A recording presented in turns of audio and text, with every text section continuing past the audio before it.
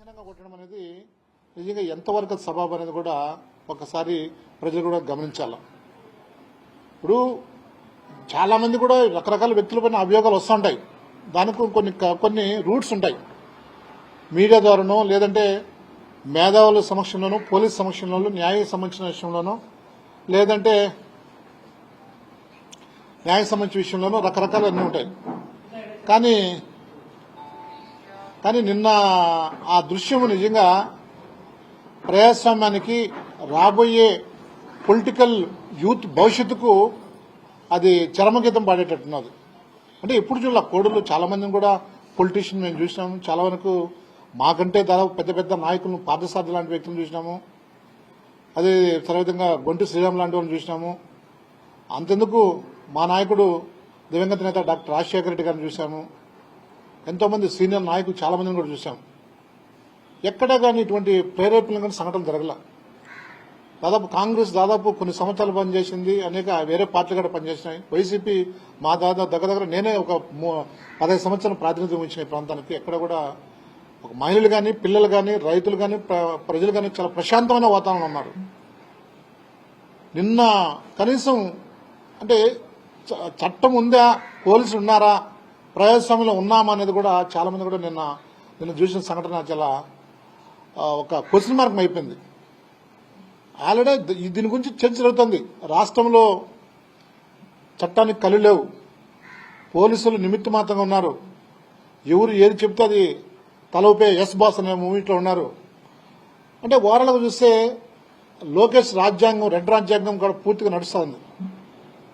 Red రాజ్యాంగం నడుస్తుంది. ఒక మహిళను రోడ్డు పైన బలవంతంగా ఒక పశువును బాదినట్టు బాది కర్రీలతో అది పోలీసుల యొక్క చేతిలోంచి లాక్కోవడం, అంటే చట్టాన్ని తన చేతిలో లాక్కోవడం. ఎవరిచ్చారు నీకు ఆ హక్కు? ఎవరిచ్చారు నీకు ఆ రైట్? నిజంగా నీకు నిన్న పోలీస్ వ్యవస్థ ఉంటే ఇమ్మీడియట్ గా లోపల వేసుకుని థర్డ్ డిగ్రీ వేసిన అది ఎవరైనా సరే, శాసనసభ్యుడైనా పర్లేదు, మాజీ శాసనసభ్యుడైనా లేదు, లీడర్ అయినా లేదు, వైఎస్ఆర్సీపీ అని లేదు, టీడీపీ అనే పర్లేదు, జనసేన అయిన వాడు ఎవడైనా కానీ చట్టం దృష్టిలో don't care. All are equal before law. Constitution of India article 14 all are equal before of law. Speech and every person and freedom article 21 చాలా క్లియర్ గా స్పష్టంగా చెప్పినా. ఆర్టికల్లో 14, 21 లో చెప్తుంది. 19 అదేవిధంగా డైరెక్ట్ ఆఫ్ ప్రిన్సిపల్ స్టేట్ అదే చెప్తుంది. రాజ్యాంగం చదవండి అయ్యా, రాజ్యాంగం చదవండి. మన అధ్యక్షుల పీఠలు ఎక్కడం కాదు, ముఖ్యమంత్రులు ఎక్కడం కాదు, మంత్రులు చేయడం కాదు. రాజ్యాంగం చదవండి. డాక్టర్ బిఆర్ అంబేద్కర్ రాసిన రాజ్యాంగం చదవండి. దాంట్లో సమాన పీఠిక చదవండి, డైరెక్ట్ ఆఫ్ ప్రిన్సిపల్ స్టేట్ చదవండి, ఫండమెంటల్ రైట్స్ చదవండి. మీరు కనీసం తెలుసుకోకపోతే మీరు నిజంగా ఇట్లా ఉంటుంది పరిస్థితి. ఇదే విధంగా ఉంటుంది యావత్. ఇప్పుడు కూడా మొత్తం టోటల్గా ఇట పాత కడప జిల్లాతో పాటు అన్నమయ్య జిల్లాతో పాటు ఇప్పుడున్న ప్రజెంట్ తిరుపతి జిల్లా కూడా దాన్ని ఇంకా డైజెస్ట్ చేసుకోలేకున్నది.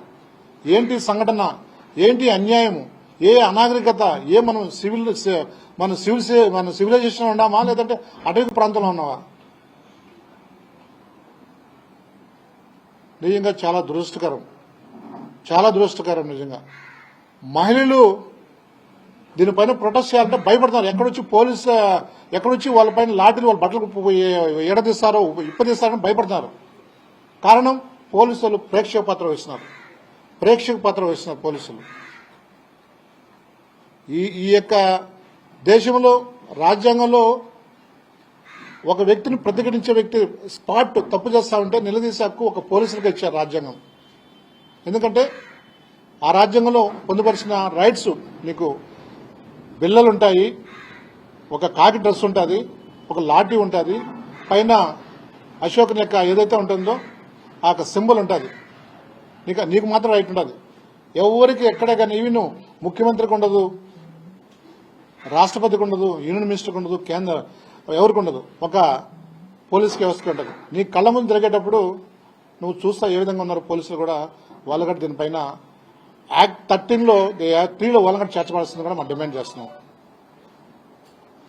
మాకు వీణా అనే అమ్మాయి అప్రస్తుతం, మహిళ అనే కోణం ఎప్పుడు కూడా వైఎస్ఆర్సీపీ డిమాండ్ ఒక మహిళను కోణం చూస్తున్నాం. ఆ అమ్మాయి ముందు చరిత్ర విధంగా మాకు అనవసరం. అది ఒక అమ్మాయి రైట్ అడుగుతుంది, నాకు జరిగిన నష్టాన్ని నాకు చేయండి అని చెప్పేసి స్వయంగా పోలీస్ డిపార్ట్మెంట్ పోయింది, స్వయంగా ఆ పార్టీ అధ్యక్షుడు జనసేన అధ్యక్షుడు పవన్ కళ్యాణ్ దగ్గర పోయింది, స్వయాన చంద్రగిరిలో నారావారిపల్లి చంద్రబాబు నాయుడును అడిగింది. బట్ ఫలితం శూన్యం. ఇదే ప్రజాస్వామ్యము, ఇదే రూలింగ్ పార్టీ. ఎక్కడున్నాం మనం? మాటలేమో కోటలు దాడతాయి, నీతులేమో ఇది చెప్తుంది. చెప్పేది శ్రీరంగ నీతులు, చేసేది దొమ్మర గుడిసెలు.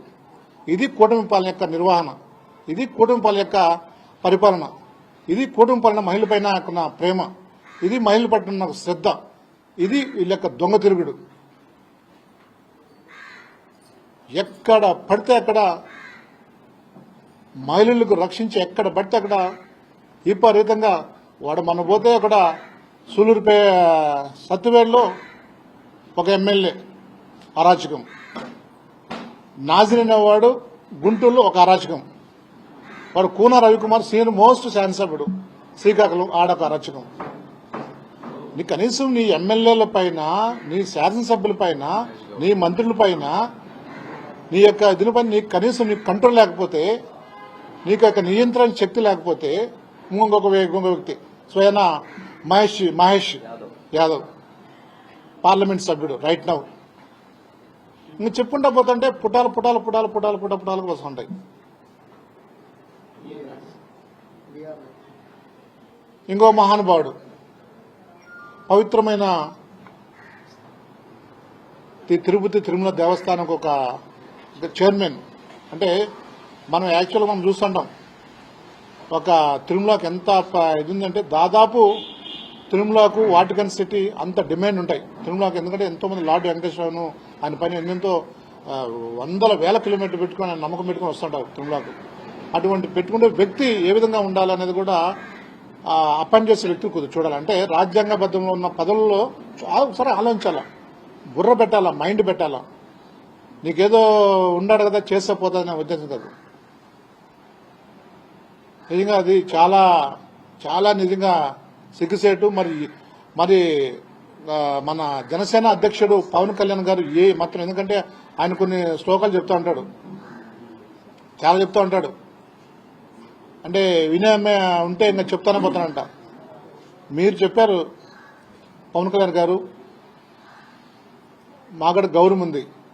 మీరు చెప్పారు మేము అపోజిషన్ ఉన్నప్పుడు 2019-24లో సుగాలి కేసు అని పదే తెస్తున్నారు. 30,000 మంది మహిళలు మిస్ అన్నారు. ఎమ్మెల్యే అరవ శ్రీధర్ బాధితురాలిపై జరిగిన దాడిని తీవ్రంగా ఖండించారు కూరముట్ల శ్రీనివాస్. ఆవిడ ఏ పార్టీకి సంబంధించిన విషయాన్ని పక్కన పెడితే ఒక మహిళపై దాడి జరగటాన్ని తీవ్రంగా ఖండిస్తున్నట్లుగా ఆయన చెప్పటాన్ని